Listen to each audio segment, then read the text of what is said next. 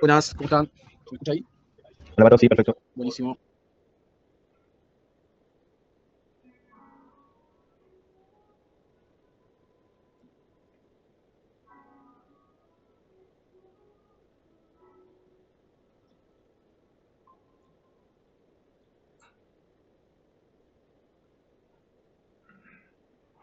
Bien, vamos a grabar y empezamos. Ah, ya está grabando, creo. Bueno, empezamos con la clase. Bueno, esto ya es si no me equivoco, la séptima clase que ya tenemos, ¿sí? De lo que es Fútbol Internacional, aspectos culturales y legislativos. En este caso vamos a trabajar sobre lo que son los reglamentos de competencia de Conmebol Libertadores, ¿sí? En la clase anterior analizamos cómo AFA regula sus torneos nacionales, y vamos a pasar al plano ya continental, y eso cambia bastante lo que es la lógica de cómo se ordena. En Conmebol Libertadores no alcanza a compensar solamente en el fixture, en los participantes o en cómo se desempata en caso de haber un empate técnico por las posiciones y demás, sino que la competencia se apoya ya en una estructura normativa más amplia. Porque Conmebol, por ejemplo, para el 2026, publica lo que es el Manual de Clubes Conmebol Libertadores. Y además mantiene vigente otros textos que son complementarios, como lo que es el reglamento de seguridad, ¿sí? También del 2026, el reglamento disciplinario y el reglamento de licencia de clubes. Entonces, esto quiere decir que la Libertadores no se regula con una sola norma aislada, sino que se regula con un conjunto de disposiciones que ordenan la competencia de distintos ángulos, ¿sí? La organización deportiva, la seguridad, la disciplina, las acreditaciones, los medios de comunicación que son partícipes, los estadios y las obligaciones institucionales que tienen estos clubes, ¿sí? Bien, ¿qué significa entonces reglamentar una competencia continental? Reglamentar esta competencia a nivel continental significa establecer reglas comunes para clubes de distintos países, asociaciones y contextos institucionales, ¿sí? Ya es una escala mucho más grande, a diferencia de un torneo nacional donde por ahí todas las instituciones actúan bajo una misma asociación, como habíamos visto con la AFA. En la Libertadores, que es de Conmebol, tiene que fijar un marco uniforme ya directamente para múltiples federaciones miembros y para partidos que se jueguen en distintos territorios. Ese carácter supranacional explica por qué la regulación necesita ser más detallada y más estandarizada.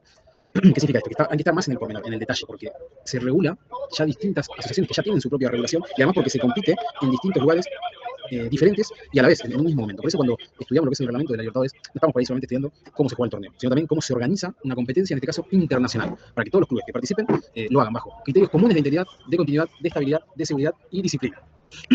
Ya el propio manual de los clubes de este año señala que fue elaborado precisamente para garantizar lo que son esos principios, ¿sí? Bien, bueno, esto lo estamos comentando recién. Vamos a lo que es el manual de clubes, ¿no? Un punto importante para entender en esta clase es que en la práctica el manual de clubes de la Conmebol funciona como uno de los documentos centrales de lo que es la competencia. Conmebol lo publica oficialmente en lo que es su sección de documentos y en su página de reglamentos de competiciones. O sea, que ustedes también lo pueden ir a ver, como habíamos hablado el otro día con el tema de la AFA, ¿sí? Que publicaba lo que yo les dije, las circulares y demás. Bueno, entonces lo que muestra esto es que se trata de un instrumento vigente dentro de lo que es la organización formal del torneo, ¿sí? Además, el texto de este año indica expresamente que fue elaborado para garantizar lo que es la integridad, la continuidad y la estabilidad de la competición, ¿sí? Esa formulación es muy importante para entender y para explicar. El reglamento de la Libertadores no busca solo ordenar partidos, sino también proteger la credibilidad institucional del torneo y la regularidad de su desarrollo, ¿sí? Ya se entabla sobre cuestiones más puntuales y más generales, por así decirlo. Si antes hablamos de que se trataba de organizar para ver a qué competencias se clasificaban, para ver quién sale campeón, quién desciende, acá se está buscando algo más. Se busca la integridad, esta cuestión de la continuidad, o sea, que siga existiendo, y la estabilidad, que el torneo se tenga esa seguridad de que va a continuar, de que va a estar, de que va a funcionar bien, y de que es algo transparente y no algo efímero que sucede en un momento y listo, y queda ahí, ¿sí? Por eso también este tipo de torneos, a diferencia de los torneos que puede ser hablo de AFA, pero bueno, de cada asociación, de cada país, son torneos que no se modifican tanto, que no tienen tantos cambios, y que los cambios que suceden se plantean con muchos años de anterioridad y se avisan con mucho tiempo. Lo mismo cuando son competencias más grandes también. Pero bueno, son cuestiones que se trabajan con mucho más tiempo para cuando llegue ese momento los clubes ya vengan sabiendo cómo va a funcionar. Como por ejemplo cuando modificaron el tema de la Champions. Fueron muchos años que la Champions disculpe, se manejó igual. Cuando hubo un cambio, se trató de avisar con tiempo para entender cómo iba a ser. También que la Champions por ahí fue más particular por el tema de que había empezado a aparecer lo que era la Superliga, entonces se buscaba también hacer un impacto más grande, ¿no? Pero bueno, con el tema de la Libertadores también, para que haya una modificación va a pasar mucho tiempo, o por lo menos se va a avisar con tiempo, y va a ser un estudio y demás grande, premonizado, analizado, para que se pueda llegar a concretar eso. Bien, una idea clave que tenemos que entender es que la Libertadores se rige por un sistema normativo y no por un único texto aislado. ¿Qué significa esto?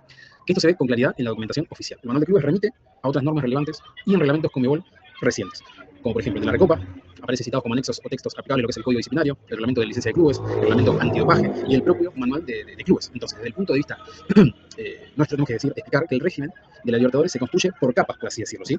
Una capa organizativa y operativa, ¿sí? Que va relacionada a lo que es el manual de clubes, una capa más bien disciplinaria, ¿sí?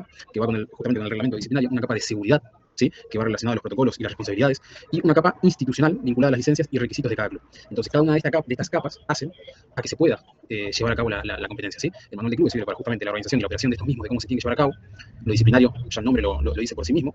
El reglamento de seguridad es súper importante porque son los protocolos, porque no es lo mismo jugar en un país que en otro, jugar en un horario que en otro, en un momento específico del año que en otro, entonces es muy importante para tenerlo en cuenta.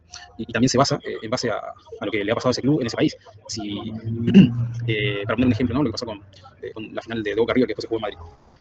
Ahí sucedió algo con la seguridad del estadio, que eso implicó que no se pudiera jugar ese partido ahí. Después, bueno, hubieron cosas que van relacionadas a lo que hablamos siempre, lo que es el fenómeno global y mundial del fútbol, que hizo que se juegue en Madrid, pero ahí hubo una cuestión puntual de seguridad de protocolo que no dejó que se realizara el partido como tal, ¿no? Lo mismo si un equipo viene ya con, no sé, una suspensión del estadio ya por el propio país, ¿no? O ya por lo que sería el Ministerio de Seguridad de ese país. Si no te deja participar en tu estadio, aunque sea una competencia internacional, vos tampoco lo vas a poder utilizar. No es que solamente la suspensión va a estar para competencias locales, no, va a estar suspendido para cualquier tipo de competencia que vos quieras realizar dentro de ese estadio. Por una cuestión de edilicia, porque por ahí, no sé, hay uno de las tribunas que se puede llegar a caer, o porque hubo, no sé, un asesinato o la muerte de alguien porque se cayó una tribuna, o hubo una pelea entre barcas y pasó algo, bueno, todas esas cuestiones.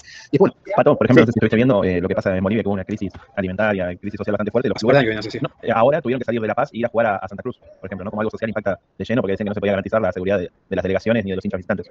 Exactamente, sí, además, bueno, ya desde hace un par de años que vienen ellos enquilombados con el tema de las elecciones y demás, bueno, ahora está explotando de nuevo, y ahí está, una cuestión social, política, económica, si querés, influye en lo deportivo. También hemos hablado de eso, ¿no? Como ustedes a lo largo de la carrera han visto como este deporte, al ser un fenómeno global, está relacionado con todo y no deja de ser parte. A veces el fútbol choca contra eso y hasta lo transforma, ¿no? En este caso no pudo. En este caso directamente dijeron, no, vamos a cambiar la sede con otro lado, no te saco o no te elimino, porque podría haber pasado eso también, que a los clubes que estén relacionados a Bolivia se los eliminaba. Pasó en su momento con el tema de Brasil, que estuvo a punto del gobierno brasileño de meterse en lo que era la Federación Brasileña, y eso está prohibido por la FIFA. Entonces podrían haber quedado eliminados de competencias Conmebol y hasta de competencias organizadas por Conmebol, pensé que está relacionada a la selección. Entonces está relacionada a la FIFA. Todas esas cuestiones hay también, no lo charlamos justamente ahora, pero está bueno, lo comenta Jean, porque también hay una reglamentación de específicamente qué se puede hacer, qué no se puede hacer, quién puede estar metido, quién no puede estar metido, quién puede tomar decisiones, ¿no? Cuando las federaciones o asociaciones dejan de ser autónomas, también infligen ciertas cuestiones reglamentarias que no son acordes. Pero bueno, está bueno el ejemplo para relacionar eso, ¿no? Porque va relacionado el protocolo y la responsabilidad en ese caso. Bien, otro tema central es el de las obligaciones de los clubes. Los clubes que participan en la Libertadores no solo tienen que clasificar deportivamente, también deben ajustarse a una serie de exigencias institucionales y operativas. El propio manual de clubes se conecta con lo que es el reglamento de licencia de clubes, y uno de los fragmentos visibles en el manual aclara que, conforme a ese reglamento, los estadios indicados deben cumplir con las exigencias correspondientes. Entonces, esto es muy útil para remarcar que la competencia continental, el acceso no es solo un tema de mérito deportivo, ¿sí? Sino que también intervienen condiciones de infraestructura, de un cumplimiento normativo, de ciertos estándares de organización y aceptación del club a lo que son las exigencias de Conmebol. O por lo menos, si no tiene todos esos estándares que estamos planteando, que trate de conseguirlos. Por ejemplo, si tu estadio no está a la altura, bueno, tendrás que jugar en otro estadio que sí esté habilitado, por así decirlo. Porque a veces, no sé, en países menos desarrollados, pueden llegar a clasificar un club económicamente, no sé, acá tenemos Riestra, porque también son, a nivel futbolístico deportivo somos potencia, pero a nivel económico no. Entonces, que un club como Riestra pueda clasificar a Libertadores Sudamericana deportivamente no significa que tenga todo lo otro en regla para poder competir de igual a igual. Entonces a veces le dicen, no, tu estadio necesita tener luz artificial, necesita una mínima cantidad, necesita que el lugar del visitante tenga tal y tal cuestión por protocolo, por seguridad, etcétera, etcétera. Si ese club no tiene esos estándares que pide, lo pueden dejar participar, pero en otro estadio, en otro lugar, como para que esté a la altura y cumpla con los requisitos mínimos. Y ahí hay otra diferencia de lo que planteamos, no es lo mismo cuando competís en la Libertadores, en Conmebol, que cuando lo haces en el propio país. Las propias federaciones pueden tener menos recaudos o pueden ser más laxos a la hora de darte cierta habilitación. Bueno, por eso lo hemos visto acá con el tema de que obligan a los clubes rivales a jugar en cierto horario, la cantidad de gente que puede ir a verlo y demás. Pero bueno, eso también está relacionado y son las exigencias o obligaciones que tienen los clubes, ¿sí? Bien, el papel de lo que es la seguridad de la Libertadores. La seguridad ocupa un lugar central dentro de lo que es el marco reglamentario de la Conmebol, porque la Confederación publica oficialmente un reglamento de seguridad. Y el propio documento se presenta como una norma destinada a reglamentar las estrategias operativas, los procesos, los procedimientos, que son cuestiones distintas, las funciones, los deberes y las responsabilidades. Además de esta cuestión de la cuantificación de recursos humanos y técnicos, que básicamente significa qué material humano, cuántas personas de seguridad y qué herramientas se necesitan. Pero bueno, esto significa que la seguridad no aparece como un detalle secundario, sino como una dimensión estructural de la competencia. No se trata solo de cuidar el orden, que podría ser lo lógico, ¿no? El orden del día del partido, sino que se trata de establecer previamente quién hace qué, bajo qué procedimiento, con qué recursos y con qué responsabilidades.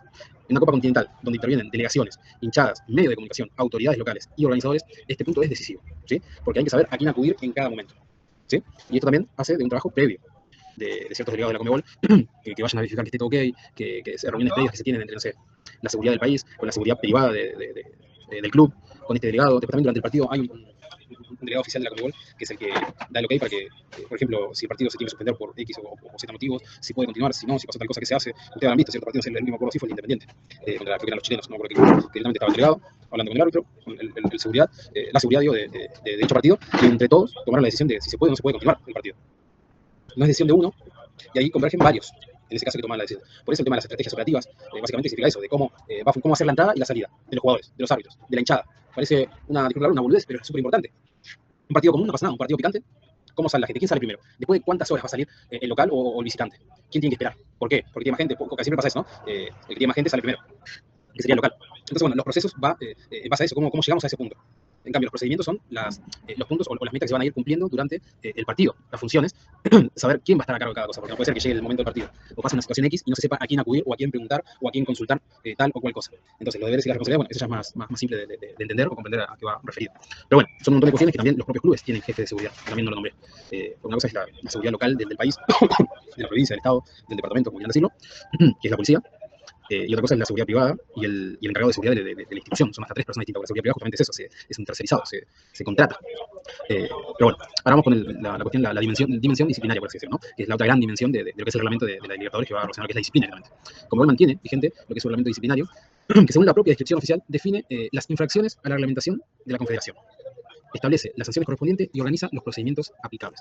Entonces, esto permite explicar con claridad que una competencia internacional no necesita solo reglas de juego, porque por ahí estamos hablando de cuestiones disciplinarias dentro de la cancha, y va más allá de eso, ¿no? Es algo más todavía, porque también necesita reglas para responder frente a ciertos incumplimientos, cuando hay incidentes, cuando hay conductas antirreglamentarias o ciertos hechos que afecten la organización de la competencia. Y la respuesta no puede ser improvisada, sino que existe un marco disciplinario que prevé infracciones, sanciones y trámite formal. Un trámite formal sería.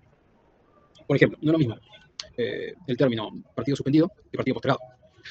Uno indica que ya no se puede jugar más, por lo menos ese día, y el otro significa que se va a esperar para poder continuar el partido, o que se den por lo menos las cuestiones de seguridad correspondientes para que se pueda continuar el partido. Y cuando está suspendido, finalizado, significa que ya no se juega más.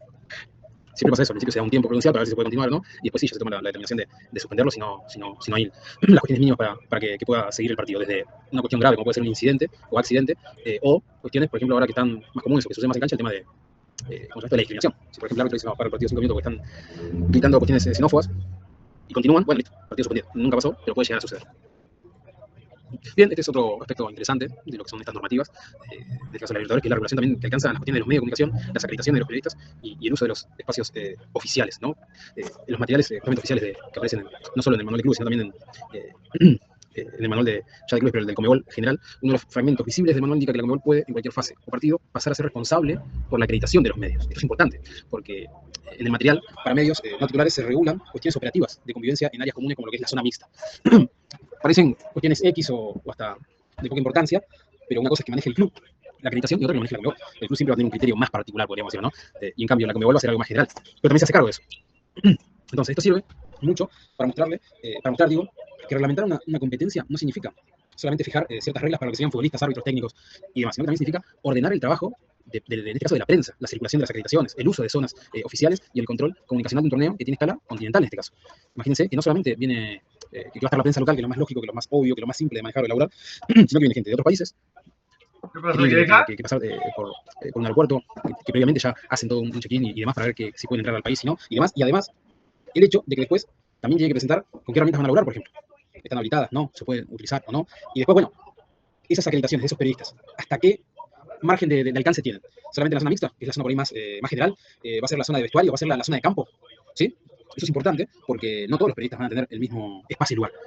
Y cuando se trata de que la acreditación va de mano de la Conmebol, hay una cuestión ya de empresa a empresa, porque ciertos medios de comunicación, como por ejemplo ESPN, va a tener una acreditación especial porque ESPN, en este caso Disney sería, es la encargada de transmitir los partidos de Libertadores. DirecTV no sé si estaba metido ahora también, pero vamos a ponerle que DirecTV, por ejemplo, lo hace para lo que es, no sé, Colombia, Chile, Ecuador, Perú, qué sé yo, esos países. En Argentina y Uruguay, Disney Plus. Y en Brasil otra, porque bueno, no sé, vamos a poner, no sé, no conozco ninguno, ya iba a decir Fox, pero Fox en realidad existe acá, ¿no? Porque ya en otros países no tiene ese problema. Pero bueno, un medio X. Esas empresas que son las que tienen por contrato con la Conmebol Libertadores de mostrar, de poder transmitir los partidos, van a tener un arreglo especial. Y los periodistas de ellos van a tener un alcance más grande de dónde pueden llegar a hacer su labor, a hacer su trabajo y en dónde no. En cambio, otros medios que sean más chicos, que no tengan esa relevancia, por ahí hasta pueden hacer transmisión del partido, pero lo van a hacer no desde una cabina, sino que lo van a hacer por ahí en una parte del estadio que está para prensa, pero abierta, con lo que sería el ruido ambiente, con ciertas molestias, sin tantas comodidades y demás. Entonces va relacionado a todo eso y también tiene que ver esta cuestión, como dije, empresarial. Empresa Conmebol, empresa de medio de comunicación. Bueno, esto también es lo que está explicando, el control de la comunicación institucional del evento. Esto es muy importante, porque en este caso acá en Argentina, Disney o ESPN, como quieran decirlo, son la comunicación institucional del evento. ¿Qué significa esto? Que a veces hasta los periodistas tienen que medir un poquito qué dicen o cómo lo dicen. Después puede tener a alguien como Klopp, por ejemplo, que ya está más allá del bien y el mal y critica todo, pero después tienes a otros que siempre se los cargan un poco más, con el Pollo Viñolo, que es mucho más reservado y que es mucho más atento al poder de turno, entonces la comunicación cambia, y eso también influye. A veces la Conmebol te puede decir, no, bueno, yo te dejo que transmita, pero tal y cual periodista no. Y ahí está el tira y afloje entre el medio de comunicación y la Conmebol para ver cómo arreglan, o si no, cómo se puede parar de mano, o el medio de comunicación y demás. Bueno, son cuestiones que van más allá de los futbolísticos, sino que van de esta parte de la que siempre hablamos del poder, de la economía, de las finanzas, de la comunicación y demás. Bien, me quedo todavía algo, que ya voy con el cierre, pero me había quedado la comparación con el tema de una competencia nacional, con la regulación de la Libertadores, tiene una exigencia mayor en lo que es la uniformidad. En torneo nacional, una sola asociación organiza clubes de un mismo país. En la Libertadores, en cambio, Conmebol debe unificar criterios entre asociaciones nacionales diferentes. Por eso, el reglamento continental necesita ser más minucioso en aspectos operativos, disciplinarios, de seguridad, licencia e incluso acreditaciones y medios, creo que estamos viendo recién. De otra forma, en AFA, el reglamento ordena una competencia interna. En Conmebol, en este caso Libertadores, la reglamentación debe, además, homogeneizar ciertas condiciones entre realidades institucionales distintas para que el torneo tenga una misma vara reglamentaria en toda Sudamérica. Bien. Ahora sí, ya para ir cerrando, bueno, podemos decir que los reglamentos de competencias de Conmebol Libertadores no deben entenderse como un solo documento aislado, sino como un sistema reglamentario compuesto por ciertos manuales, las normas disciplinarias, las reglas de seguridad y exigencias institucionales para los clubes. Ese esquema es el que se ve claramente en la documentación oficial que estuvimos comentando, en este caso de la Conmebol Libertadores 2026, ¿no? Pero bueno, como idea central, podemos decir que la Conmebol Libertadores se regula a través de un marco normativo múltiple que no solo organiza la competencia deportiva, sino que también la seguridad, la disciplina, las acreditaciones y las obligaciones institucionales de los clubes participantes. ¿Sí? Bien, en base a esto, a un comentario, una pregunta, alguna duda que surja, algo que quieran aportar.